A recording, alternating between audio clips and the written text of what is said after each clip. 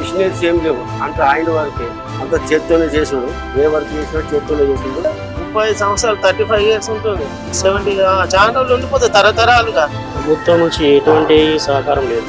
Society ద్వారా మేమే loss అయినా లాభమైనా మాది నడుస్తుంది. అంటే మేము రికార్డ్ అన్నట్టు పీస్ వర్క్ మాది. అంటే ఇక్కడ మొత్తం ఇలా కూర్చొనే వర్కే పడుతుంది. ఒక గంట వేస్తే సరిపోదు, ఒక సంవత్సరం పాటు నేర్చుకుంటేనే ఈ విద్య వస్తుంది. ఇది మాకు తొందరగా రావడం కారణం ఏంటంటే ఇప్పుడు నాన్న వేస్తుండగా తరచూ చూస్తూ చేస్తూ రాంగ మాకు వచ్చింది విద్య. కొత్త వాళ్ళకి కూడా ట్రైనింగ్ ఇచ్చిండ్రు. వాళ్ళకి ఇస్తే వాళ్ళు ఏంటంటే వాళ్ళు స్టైఫండ్ ఇస్తేనే మట్టుకు వేసారు, ఆ ట్రైనింగ్ ఉన్న మట్టుకే. ఆ తర్వాత మానేశారు. ఎందుకంటే కలర్స్ కానీ ఈ కర్ర చాలా రేట్ పెరిగిపోయింది అనమాట. చాలా అడవిలో కూడా దూరం వెళ్ళిపోయింది, కర్ర దొరకడం ఇబ్బంది ఉంది.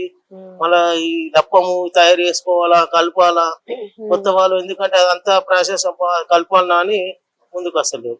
వచ్చి ఇట్లా కూర్చోవాలి, వాళ్ళు కూర్చోవాలంటే చాలా ఇబ్బంది అవుతుంది. నేల మీద కూర్చోవాలి, కట్టిక నేల. ఇవాళ రేపు ఎక్కడ కూర్చుంటారు మేడం, జాబ్ చేసేసుకుంటుంటే కొత్త వాళ్ళు కూడా వస్తలేరు.